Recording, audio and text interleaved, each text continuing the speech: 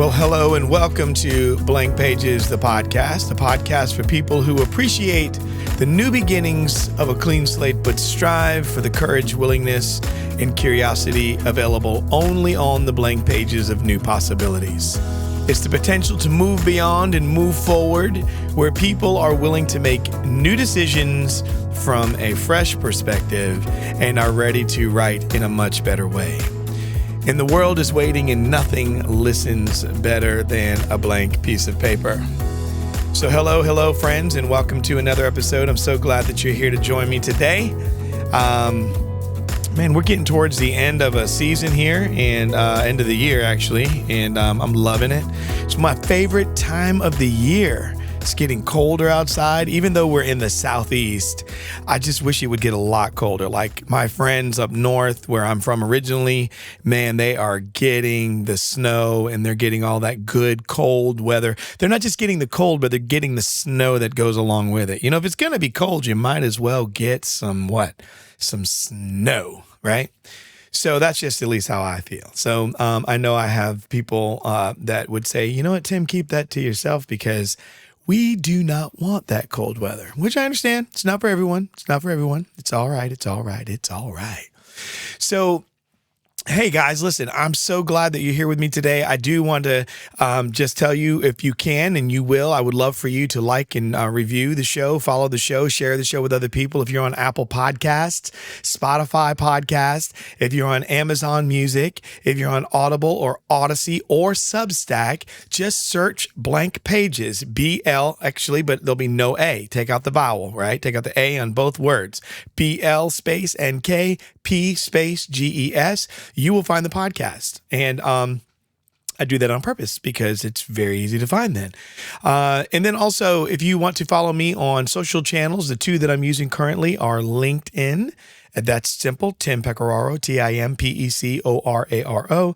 Or you can find me on the Instagram, and that is at Tim Pecoraro. So the same way, at TIMPECORARO. So if you go to at Tim Pecoraro, this is what I think. And you'll see on LinkedIn, too, I've been posting a lot about just this community that I've launched called the Uphill Community. If you're a person that is looking to go and get involved in more than just a course or some sort of just group around just one idea. If you're a person that takes serious your personal and professional growth, you want to become a part of a community or a membership group where people are working on their own stuff. They got their own things they're doing, but it's with a framework that's going to guide you.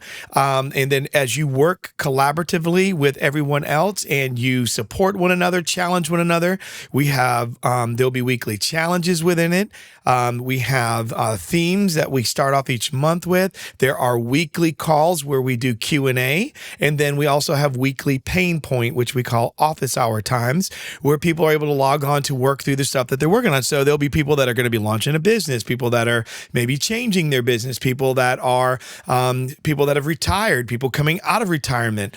There are all different folks so far that are in this community. And we are kicking off in January 1, 2025. That will be day one of where we begin the learning. So, well, actually January 1st, 2nd, or 3rd one. I can't remember what the official date is, but come January 1, there will be a message goes out to the community with the first things that will be happening with the event dates and schedule and so forth. But don't wait. Don't hesitate. Don't just do a New Year's resolution. Don't just start with, I'm going to join another group or I'm going to go and learn just a program and buy something on another LMS learning management system. And, courses are great, but what if you could learn in community? And what if it's with a framework that's useful for every area of your life? That is what's in the Uphill Community. I promise you it is tried and true. Now, here's the cool thing. It's less than $50 a month to be involved. And if you pay annually, there's a $100 discount if you pay an annual. So I'm just letting you know now, jump on in. And this is all online with video. Everything has replays built in it. You can have everything on your phone. It's got its own app that's dedicated to it. It's not cumbersome and clunky and junky. You don't have to jump into emails and then over into another group, into another thing. Nope. It's all within one location. So if you want to join or you're considering joining or you're thinking about, I'm going to just at least check it out. just go check it out. It's called The Uphill Community. It's real simple to find. Just type in your browser, theuphill.community. That's simple. The uphill, UPHILL dot community. And you will be able to look there. So I'm going to jump into the topic because part of the community and something that we do, today's topic is it's about choosing your hard. What is going to be hard? Things are hard. Life is hard. Stuff is hard. And you can choose the hard. You're going to choose hard one way or the other, right? So things are hard. Life is hard. Things are difficult. But what I want people to do is be able to say, look, I'm going to pick the things that are going to be difficult. I'm going to pick what I want to be hard. I'm going to pick the stuff that, that I want to challenge me. I want to choose that stuff. I don't want to get myself into a situation to where, I have things being, selected for me because I refuse to challenge myself. No, that's not a good idea. You want to get to the point where you know that the things that you put yourself in, that these are your choices. As much as you can choose, I would prefer to choose my own struggles, my own battles, my own difficult things. So choosing your hard. So for instance, it's hard, right? It's hard sometimes when you're trying to trim down, maybe adjust your body. You want to be healthier. You want to be more physically fit. You want to build muscle. That's hard. But I tell you what else is hard is when you go to the doctor and the doctor says, well, because of this and because of that, you have this issue now, which is going to mean that you're going to have to do something immediate in order to change your life, or this will be the next consequence. See, that's hard. So you can choose the hard. All right. So let me just jump right into choosing your heart. Okay. Life is hard. Mark Twain said this. Life is hard, but it's harder if you're weak. Right. That's a hard thing if you're weak. Now, I don't know what that means to you, but it means a lot to me. I don't want to be weak, meaning I won't challenge myself. I won't grow myself. I won't improve myself. I won't work on myself. So one of the things that we do in the community, the Uphill community, is we love and we pride ourselves in doing the hard best, not the easy good. And because we call it the Uphill community, because if it's worth having, it's uphill, and you can't go uphill with downhill habits. So here's how I want to kind of get our mind around this conversation today. We often avoid challenges, right? And we seek comfort, but growth is going to lie beyond that comfort zone. Growth is going to be what's beyond that. So we're going to explore how to choose the right kind of hard, right? That's what I want you to do. Choose the right kind of hard to set yourself up for life. But in this case, since we're in the end of the year and you're listening to this podcast, so some of you, this is stamped for December. I hope this will be evergreen, but we're in December right now. And you can choose your heart any time of your life. You could choose it in January, February, March, April, May, June. It's never too late to start. But as this is coming out towards the end of the year, I want people, instead of trying to choose a New Year's resolution, I want you to start off by thinking about the hard that you're going to choose. Choose your hard. And that's why I'm launching this community at the beginning of the year, because I want people to go beyond a New Year's resolution. I want to help people do more than that. And the first thing we're going to do is zero in on what those goals are. I call it the horizon. We're going to pick the horizon. So here's what I want to do. I want to start off by getting you to understand this one simple thing, right? Is that you get to choose. No one can take the power of your choice away. So you may not like your options, but you still get to choose. So you ready? Here we go. Life begins at the end of your comfort zone. So here's what I mean by that. I'm going to set it up. I'm going to give you a personal example, something deeply personal for me. And just to give you an example of what I've had to choose, because it's hard, right? So there's an ending. I had an ending with a very close friend of mine. And then, so here's the thing, after a hard ending, with a close friend, the thought that popped up to me was, that was hard. Like, man, I'm going through this hard thing. And because of that, it's hard to meet new people. Right? It's so hard. So after a hard ending, what I thought was a close friend, it's hard to meet a new person or new friend that I would consider to be close enough to be that good of a friend. right? That's hard. It's hard thinking, man, how am I going to do that? But I'll tell you what else is also hard is doing life alone. That's hard. Doing life where I'm weak and I can't get over this thing. So I've got to choose a hard, though, that aligns with my goals. Now, remember, I thought I was choosing hard that aligned with my goals, but then I found out that it wasn't. So here's the deal. You have to let that go. I have to realize that I'm not aligned with that person. So I thought I was aligned. I thought we agreed, but you can't control what anyone else does. And that you have to let go of. The question is what are you going to do with it? So in that situation, what I learned in this, okay, so I had to look at it and go, what did I learn? Because I had to figure out how am I going to get over this hurdle? So what I learned, was this person or what I thought I learned. And I thought I knew one thing about them, but what I figured out was they used me. They used me to help them succeed, to grow something for them that they could put their name on and be proud of. They didn't have the confidence and security in themselves to do it on their own. So what they did was they used me, my talents, my gifts, and there's a couple of other people like that they used as well. But here's the difference. I'm a challenger. I'm a person that pushes the envelope. I will call you into question. I will ask you questions. They don't like that. They want compliant stuff. So when it came down to me calling them out on some integrity issues, some character issues, and some other things, that shut them down. Now, I started to notice it was weird, and I kept trying to reconnect and try to connect, but they wouldn't have it. They wouldn't do it. To the point where, and I kept pursuing, because for me, that's what a relationship does. You pursue, you try to talk about it. I was like, what's wrong? What's going on? How can we make this better? They weren't having anything of it. They weren't going to talk about it. They continued to avoid until they had enough things that they could build up, some other things that they could use as excuses. But because those weren't going to work, once we had conversations, those excuses weren't going to work. So instead, they resorted to coming up with a fantastic lie. But it was like lying, but not lying. And it was very painful. It hurt. And so what I learned was I had every bit of intention, and I had all of the focus to do the friendship and to be close and to do hard best and to work through tough things. But this person, it wasn't going to happen. And here's what I learned. It's because they were too small.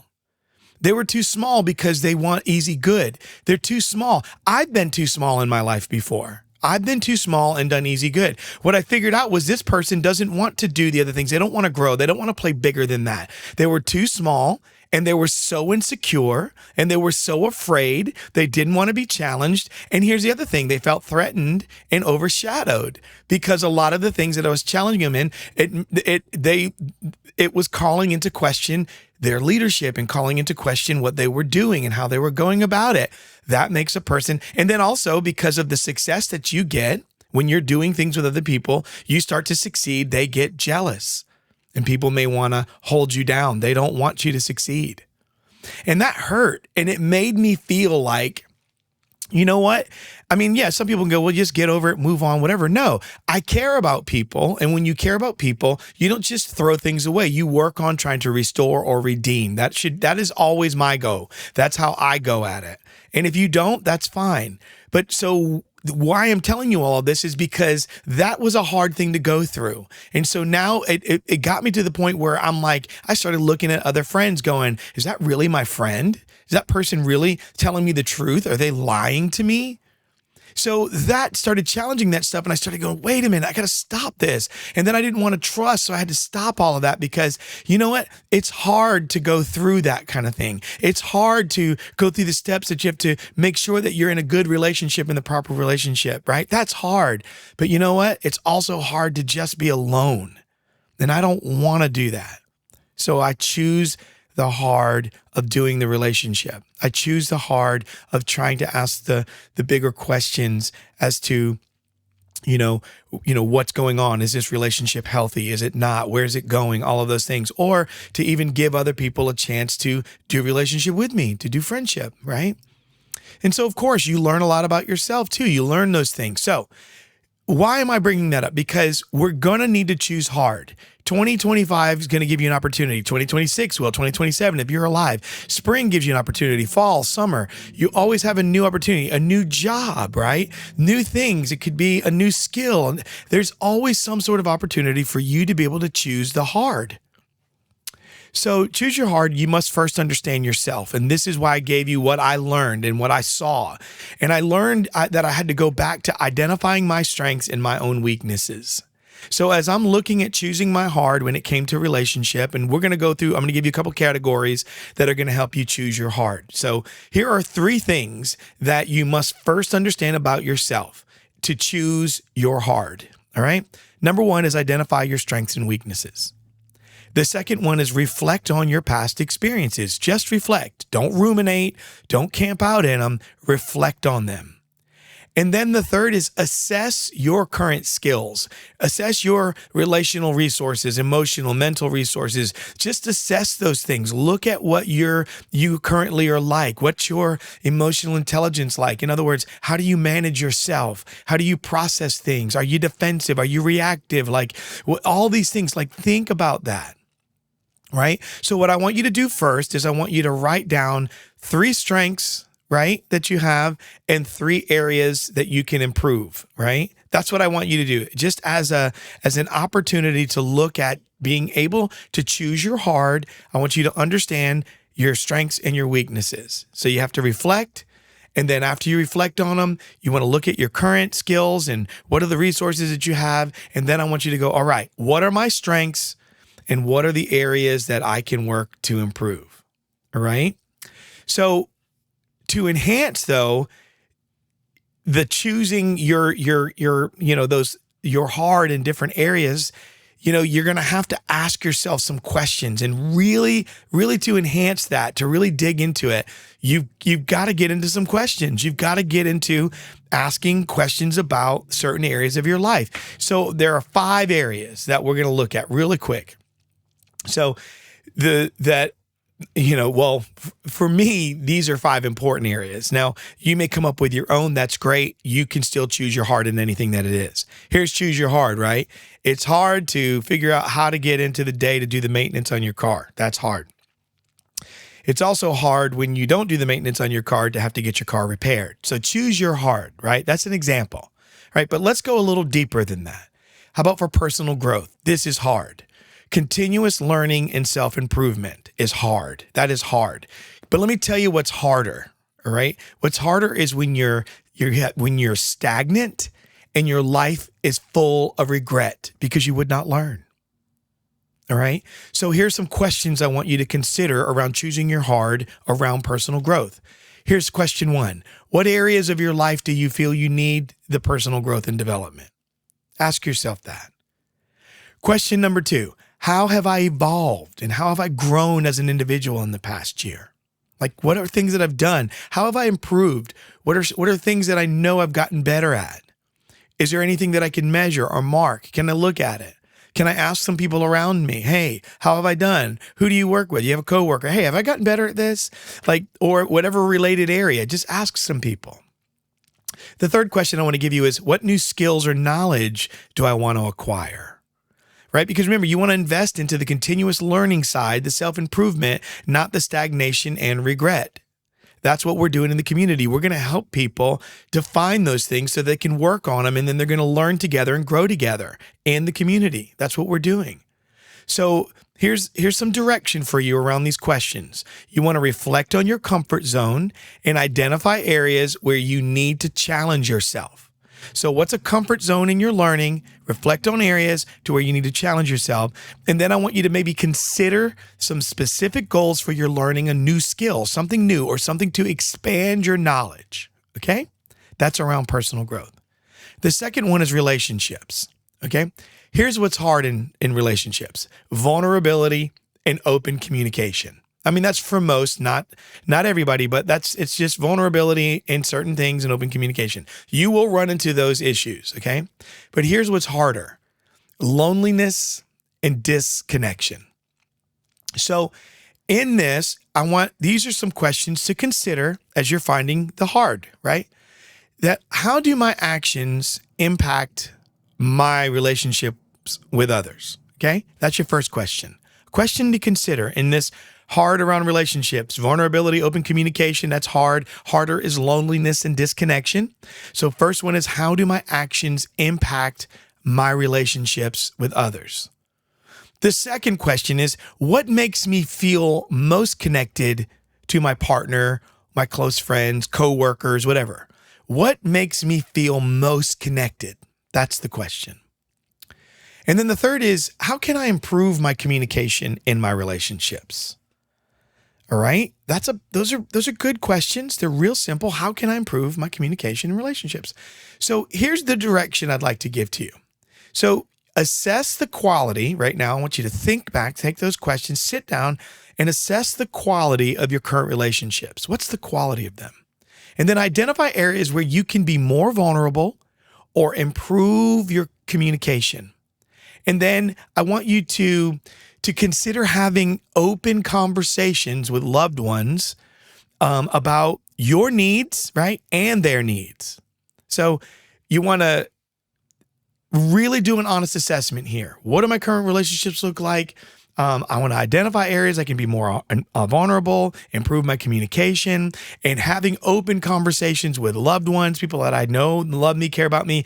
And I want to know about my needs. I'm going to share my needs with them and then find out about theirs. Okay? Real simple.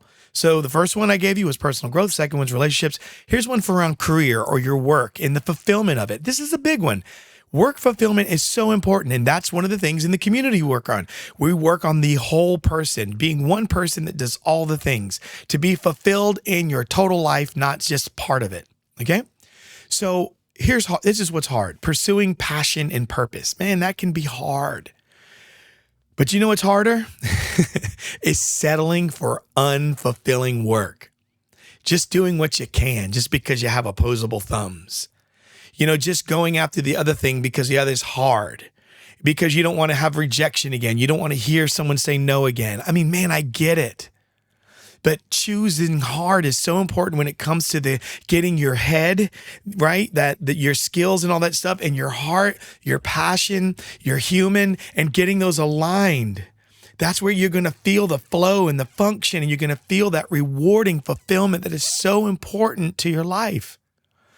So here's some questions around this. The first one is, do I find my current work or what I'm doing fulfilling? That's question one. Yes or no, right? Second one is, what work achievements am I most proud of? What are the things that I do that I'm just really proud of that work? And then three, this is a simple one. I'm sure you've heard this before, but it's a big one. If money wasn't an issue, what would my career look like? What would I do? What would I step into if money weren't an issue? Now, don't get into, I know I suck at basketball and if money weren't an issue, my career would be an NBA player because I like the game. Let's get realistic, right? So that's not what we're talking about. All right. We're talking about real skills, real things. So let me give you some direction. I want you to evaluate your current job or work satisfaction. And then I want you to identify aspects of your work that align with your passions and your values, or what you value. What do you cherish? And then I want you to consider ways to incorporate more meaningful tasks into your current role, or I want you to start exploring other paths and other avenues that better align with your purpose. It's that simple. You need to maybe consider stepping in another direction, is basically what I'm saying. So number 4, your fourth one that I'm going to give you here, is around personal well-being.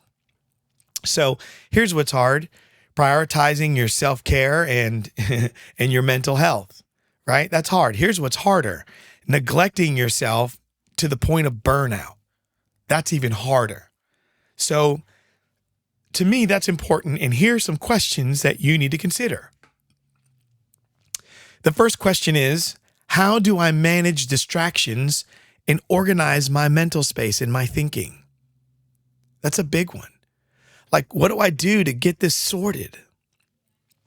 Second question is, how do I prevent burnout at work? How do I work on it? How do I do what's in my control from burning out? If you're self-employed or you're building a business, you're an entrepreneur, you've got to work on putting more of that in your control, especially if you got family and you got other things that you do and other priorities.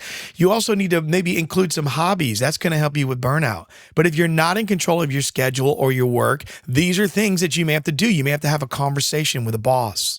You have to take a long walk down a short hallway and talk about it. And if that's ultimately where you can't get what you need out of your job, which make sure you know it's a mental health issue and you just wanting to be at home. But if you can't get what you want, you may have to look at something different, right? These are real things. So then the third question is, what activities make me feel most alive and why? Not just what makes me feel alive, but you want to know why. You want to get down to the why of it. So I want you to assess your current self-care routines and identify areas where you may be neglecting your physical or your mental health. And I want you to consider implementing like new habits, new practices, things that will promote overall well-being for you yourself and you. Such as exercise. Just take a walk, you could do a community walk around a community, go to a school and walk around their track at a high school, go to a city park, whatever, just walk, go to the mall, walk around a mall, walk around a big shopping plaza, just walk, exercise. You can meditate, or you can find a hobby, go to a craft store, Michael's or something, pick up a hobby, paint, sketch, draw, fish. Anything that you can do, pick up something. So when you address questions like this and you follow, some of the direction that I'm trying to give to you, you can help yourself in the decision-making process of doing the hard things and choosing harder, so that you're not doing you're choosing the hard so you don't end up with the harder. And the harder being negative. And this will lead you to greater personal growth and greater fulfillment in your life. Right? So in a review, how many did I give you? So I think I gave you, personal growth, that's 1. Relationships, that's 2. Career fulfillment, that's 3. So I gave you 4. Personal well-being, right? So as you're doing that, so it wasn't 5, there's 4 of those, okay? I want you to really get yourself together around that. So now you want to make a strategy for choosing that hard. Here's what you do. Set some goals, right? Set some personal growth goals. That's going to help you choose your hard. Set some your well-being goals, some career fulfillment goals, some relationship goals. That is going to help you in the process of choosing your hard. And then I want you to embrace the second thing that you need to do, or this is a strategy, set some goals around it, is embrace the discomfort as a sign of growth.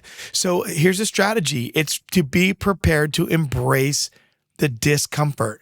Anytime you do something like this, when you go through something that's hard, it's going to generate and create discomfort. Embrace it, because that discomfort is a sign that you're growing. The other part of that you want to have when you're going to take this on is you want to seek support from others. And then you also want to make sure you take time to celebrate, right? When you do something. So let's just say you're doing let's just say you joined the community you're in, or if it's not my community that you're going to be in where you're growing together with people, but in 2025, you do something, you re-enroll in school, or you learn, you're going to get certified in something. And so you get on there and you knock out some modules and, or you pass the test or whatever, or you went to the gathering where you had to do some sort of group project, and celebrate that. It's not the end of the thing. It's just the thing that you've done that gets you going. It's generating momentum. Here's a quote for you. Often the difference between a successful person and a failure is not one's better abilities or ideas, but the courage that one has to bet on his or her ideas, to take a calculated risk, and to act. That's by Maxwell Maltz. And he has a great book, and the title slips my mind right now, but I love that quote. I love it. And when you do hard, as I'm wrapping this up, I want you to know that there's more reward than there is where you feel stuck or frustrated. Remember, life is hard, but it's harder if you're weak. And if you're not developing, that was Mark Twain. And if you're not developing a muscle, if you're not pushing yourself, here's another quote: life begins at the end of your comfort zone. That's Neil Donald Walsh. Walsh, you got to push yourself.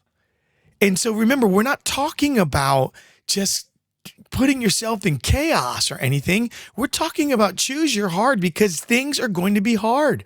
They're going to be hard or harder. And you have the ability to make that choice. So the reward of choosing your hard.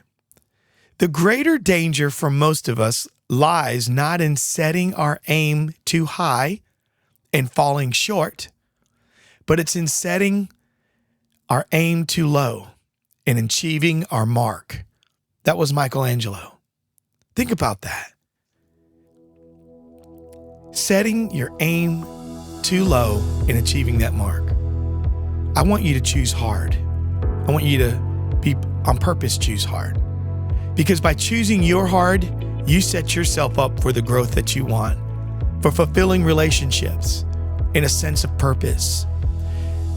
You got to remember that discomfort, or the discomfort of the growth that you're going to have, it's just going to be temporary. But the rewards, they're lasting. I mean, they last. I want you to embrace that call to choose the hard. Choose the hard best over the easy good. Choose your hard so you don't end up in the harder. And like myself, don't give up on a relationship.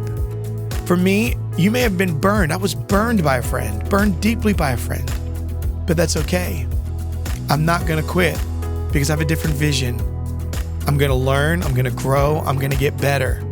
And I'm going to choose the hard thing. I'm going to choose the hard thing. That means I'm going to step back into relationships again. I'm going to continue to grow those relationships. I'm going to continue to seek out understanding and clarity and building and growing. I'm going to continue to be able to sit down and have hard conversations. I'm going to continue to be one to say or ask for forgiveness or say that I'm sorry, and also extend the same to others. But most importantly, to grow with someone. And if that's you, I hope that you'll take that step. Choose your heart today. I know you can do it. So until next time, we'll talk soon.